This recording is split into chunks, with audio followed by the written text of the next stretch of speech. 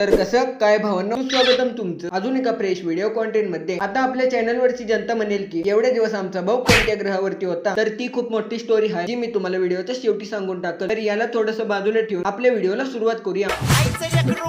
या छोट्या शेंगदाण्याकडे बघण्यापूर्वी आपल्या महाराष्ट्रामध्ये भरपूर गोष्टी घडायला लागल्या ज्यात आपण बोलायला भागच घेतला नाहीये, पण तुमचा भाऊ आता तुम्हाला सगळं सांगणार आहे। तर या भावाचं तर तुम्हाला माहितीच असेल, पाठीमागच्या 7-8 दिवसापाठीमाग भावाचं धूमधडाक्यात झापूक झुपूक प्रकारे लग्न झाले। पण ते तर होणारच होतं, कारण सूरज भाऊनी बिग बॉस मध्ये अगोदरच सांगून ठेवलेलं आधी कलियर बघ लग्न, सॉरी बघ लग्न। पण भाऊनी तर करिअरचं के पण दिसू दिलं नाही, तरी पण भाऊ लग्नामध्ये खूप खुश होता। पण अचानकच आपल्या महाराष्ट्राच्या लाडक्या छोट्या पुढारीने लग्न करायचं ठरवलं।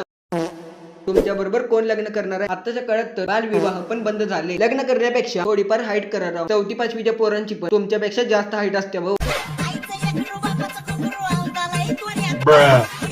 हळद लावताना पण छोट्या पुढारी वेगवेगळे ऍक्शन करायला लागले। त्याच ऍक्शन बद्दल आपण या व्हिडिओ मध्ये बोललेला आहे। तर तो बघितला नसेल तर हा व्हिडिओ झाल्यावर तो पण व्हिडिओ बघून घ्या। प्रत्येक व्हिडिओ बघत जावा। तर या हळदीचा विषय थोडासा बाजूला ठेवूया आणि या छोट्या पुढारीवर थोडासा प्रकाश टाकूया। मी सूरज बाबतीत पहिल्यापासून प्लस मध्येच होतो।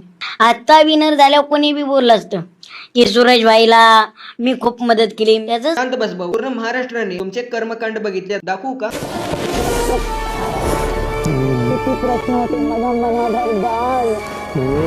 भेन की चुपड़ा मूड खराब कर दिया तुम्हारी माँ का भोजन। पहिल्या आठवड्यात मी डीपी दादाला नॉमिनेट केलं असेल, पण मला सूरजला नॉमिनेट नव्हतं करायचं। मग कशाला नॉमिनेट केलं होतं?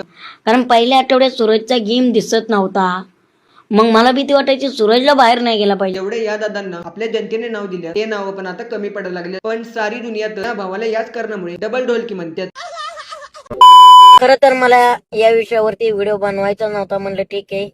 पण बऱ्याच जणांच्या कमेंट यायला लागले, बरेच जण बोलायला लागले घनश्यामजी पहिलीच्या पोरापेक्षा तर तूच लहान दिसायला लागला। अर्धी जनता तर बारकाय म्हणूनच सोडून देते आणि इकडे रील वरती सगळ्यांना सांगायला लागलाय की लोकांनी यांना घनश्यामजी बोलले। किती लबड बोलतोयस भावा, छोटा मोतारी। मग सूरज चव्हाणच्या लग्नाला का गेले नाही? बरं झालं भावा, त्या सूरजच्या लग्नाला तू गेला नाही। गेला असता तर बिचारा गर्दीमध्ये कुठेतरी हरवला असता, सापडायचं पण मुश्किल झालं असतं। मर गया मादर। मित्रांनो, तुम्हाला बोललो होतो ना लवकरच तुमच्यासाठी। तिथं पण यो भाऊ घाबरपणा करायचं काय सोडणं झालंय। मित्रांनो, तुम्हाला बोललो होतो ना लवकरच तुमच्यासाठी मी काहीतरी घेऊन येईन। आपकी तरह मैं भी मायूस हूँ। इकडे दिवाळीला पैसे नव्हते म्हणून मी फटाकड्या पण आणल्या नव्हत्या आणि या भावाने डायरेक्ट तुमची आमची जळवायला पॉकेटच आणलाय।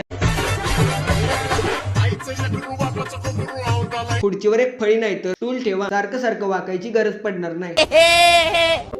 तर बस भावानो, व्हिडिओला इथंच थांबवून टाका। व्हिडिओ आवडला असेल तर एक लाईक करून टाका, चॅनल वरती नवीन असेल तर सबस्क्राईब करून टाका। तर भेटूया मग अजून एका नवीन व्हिडिओ मध्ये। तोपर्यंत जय श्रीराम, जय शिवराय, वाजवा।